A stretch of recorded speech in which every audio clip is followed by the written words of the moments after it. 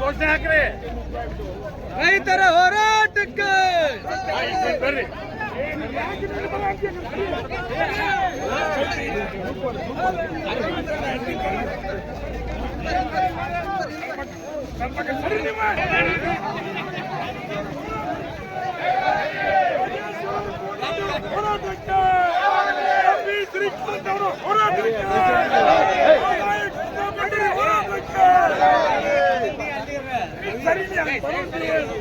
ಆರಾಮ್ ಬರ್ರಿ.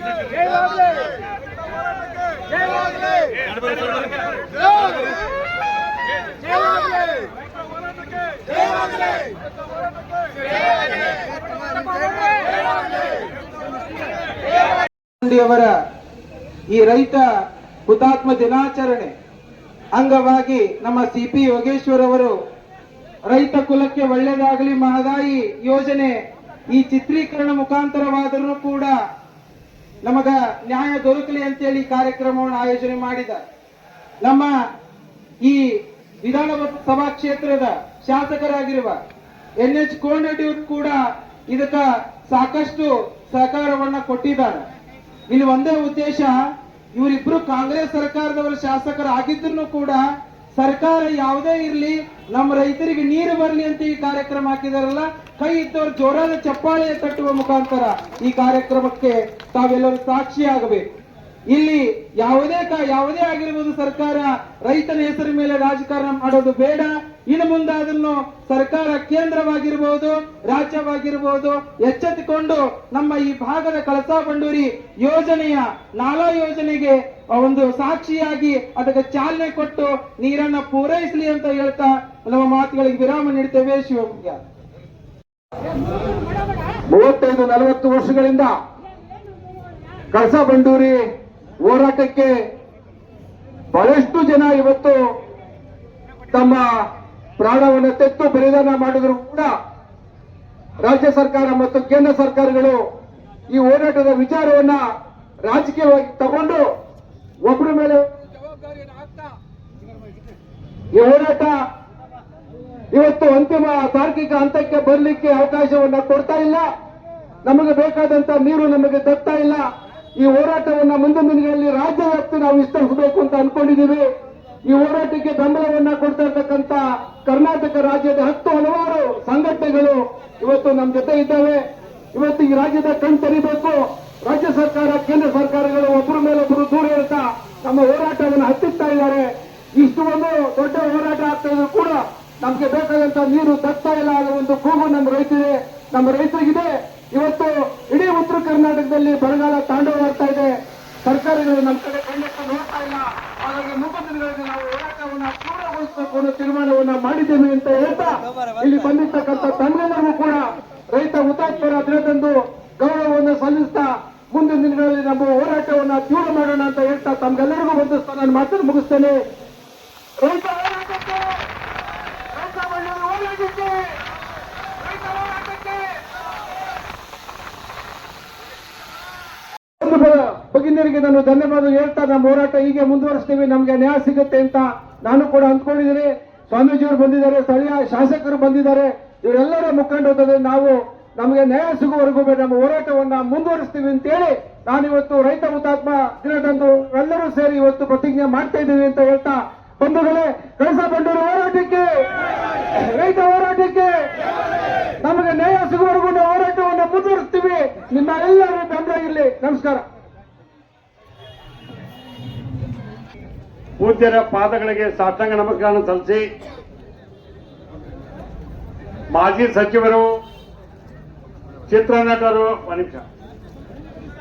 ಚನ್ನಪಟ್ಟಣ ಶಾಸಕರಾದಂಥ ಸನ್ಮಾನ್ಯ CP ಯೋಗೇಶ್ವರ್ ಅವರೇ, ನವಲಗುಂದ ನರಗುಂದ ರೈತ ಬಂಡಾಯದ ಈ ದಿನದಂದು CP ಯೋಗೇಶ್ವರ್ ಅವರ ನೇತೃತ್ವದಲ್ಲಿ ಕರ್ನಾಟಕ ಬಲಂ ಅಜಯ್ ಮನ್ನಂತ ಚಿತ್ರೀಕರಣ ಗಂಡು ಮೆಟ್ಟಿನ ಸ್ಥಳ ನವಲಗುಂದ ರೈತರ ನಾಡಿನಲ್ಲಿ ಚಿತ್ರೀಕರಣ ಮಾಡ್ತಾ ಇರೋದು ನಮಗೂ ನಿಮಗೂ ಕೂಡ ಒಳ್ಳೆಯದು.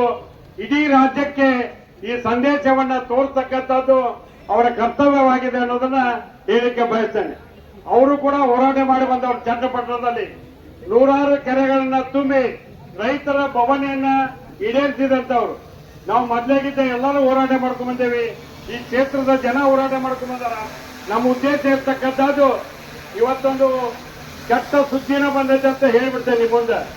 ಮಹದಾಯಿ ಕಳಸಾ ಬಂಡೂರಿ ಯೋಜನೆಗೆ ಕೇಂದ್ರ ಸರ್ಕಾರಕ್ಕೆ ಏನು ಪ್ರಸ್ತಾವನೆ ಕರ್ತಿದ್ವಿ, ಇವತ್ತದನ್ನ ರಾಜ್ಯ ಸರ್ಕಾರಕ್ಕೆ ಹೊರಹಾಕಿ ಇದು ನ್ಯಾಯಾಲಯದಲ್ಲಿ ಐತಿ, ಅದಕ್ಕೆ ಇದನ್ನು ಹೊರಹಾಕಿವಿ ಅಂತ ಹೇಳಾರ.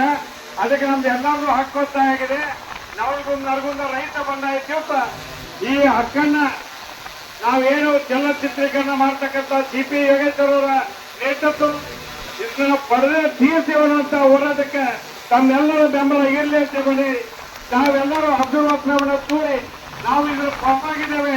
ಕೇಂದ್ರ ಸರ್ಕಾರ, ರಾಜ್ಯ ಸರ್ಕಾರ ಒಟ್ಟಿಗೆ ಸೇರಿ ಈ ಯೋಜನೆಯನ್ನ ಜಾರಿ ಮಾಡ್ತೇವೆ ಅಂತ ಸಂಕಲ್ಪವನ್ನು ತೊಡಬೇಕು ಅಂತ ಕೇಳ್ಕೊಂಡು ನಾನು ಮಾತನ್ನು ಮುಗಿಸ್ತೇನೆ.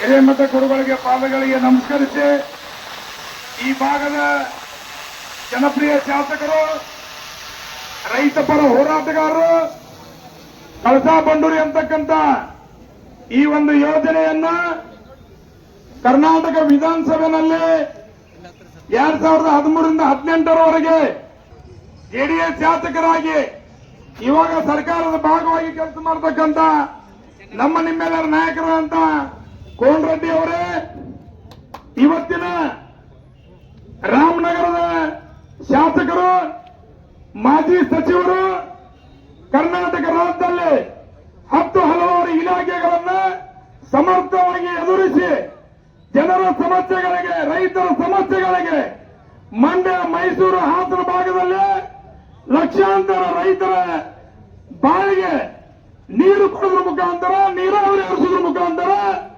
ಯಾವುದೇ ಪಕ್ಷ ಇರಲಿ ಪಕ್ಷೇತರಾಗಿ ನಿಂತರೂ ಕೂಡ ಗೆಲ್ತಕ್ಕಂಥ ವಿರಾಚಿನ ಶಾಸಕರು ಇವತ್ತು ಇಲ್ಲಿ ಆಗಮಿಸಿದ್ದಾರೆ. ಇಲ್ಲಿ ನುಡಿತಕ್ಕಂಥದ್ದು ಅಷ್ಟೇ, ಈ ಒಂದು ಮಹದಾಯಿ ಹೋರಾಟದ ಜೊತೆ ಇವತ್ತು ಬರ್ತಕ್ಕಂಥ ಸೆಪ್ಟೆಂಬರ್ 13 ನಿನ್ನೆ ತಾನೇ ಕೋನರೆಡ್ಡಿ ಅವ್ರ ಜೊತೆ ಮಾತಾಡ್ಬೇಕಾದ್ರೆ ನಾವು ಮಾತಾಡಿದ್ವಿ. ಬರ್ತಕ್ಕಂಥ ಸೆಪ್ಟೆಂಬರ್ 13, ಯಾಕಂದ್ರೆ ಸೆಪ್ಟೆಂಬರ್ 13 ಗೋಕಾಕ್ ವರದಿ ಹೋರಾಟ, ಸೆಪ್ಟೆಂಬರ್ 13 ಮಹದಾಯಿ ಹೋರಾಟ. ಅದರಿಂದ ಬರ್ತಕ್ಕಂಥ ಸೆಪ್ಟೆಂಬರ್ 13 ಮಹದಾಯಿ ಹೋರಾಟ ಮತ್ತು 5 ವಿಮಾನ ನಿಲ್ದಾಣಗಳ ಹೋರಾಟವನ್ನು ಕೋನರೆಡ್ಡಿ ಅವರು ಮತ್ತು ನಮ್ಮ ಯೋಗೇಶ್ವರ್ ಸರ್ ನೇತೃತ್ವದಲ್ಲಿ 3000 ಮತದಿಂದ ಮೆರವಣಿಗೆ ಹೊರಡಿಸಿ ಕಿತ್ತೂರು ರಾಣಿ ಚೆನ್ನಮ್ಮನ ವೃತ್ತದಲ್ಲಿ ಯಾವ ರೀತಿ 2015ರಲ್ಲಿ ಕಳಸಾ ಬಂಡೂರು ಹೋರಾಟ ಆಗಿತ್ತು ಶಿವರಾಜ್ ಕುಮಾರ್ ನೇತೃತ್ವದಲ್ಲಿ, ಅದೇ ರೀತಿ ಇಡೀ ಕನ್ನಡ ಚಿತ್ರರಂಗ ಬರಬೇಕಂತಕ್ಕಂಥ KP ಶ್ರೀಕಾಂತ್ ಅವರಿಗೆ ವಿನಂತಿ ಮಾಡಿಕೊಂಡು ಯೋಗೇಶ್ವರ್ ಅವರು ಮತ್ತು ನಮ್ಮ ಸ್ವಾಮೀಜಿ ಅವರು, ಕೋನರೆಡ್ಡಿ ಅವರು 3000 ಮಠ ಸ್ವಾಮೀಜಿ ನೇತೃತ್ವದಲ್ಲಿ, 100 ಸ್ವಾಮಿಗಳ ನೇತೃತ್ವದಲ್ಲಿ ಕಮ್ಸೆ ಕಮ್ 1 ಲಕ್ಷ ರೈತರ, ಕನ್ನಡಿಗರ ಒಂದು ಬೃಹತ್ ಹೋರಾಟವನ್ನ ಬರ್ತಕ್ಕಂಥ ಸೆಪ್ಟೆಂಬರ್ 13ರಿಂದ ನಾವು ನೀವೆಲ್ಲರೂ ಮಾಡೋಣ ಅಂತಕ್ಕಂಥ ಮಾತನ್ನ ಮೇಲೆ ಎಲ್ಲರಿಗೂ ವಂದನೆ ಸಲ್ಲಿಸಿ ನನ್ನ ಮಾತು ಮುಗಿಸ್ತೀನಿ. ನಮಸ್ಕಾರ.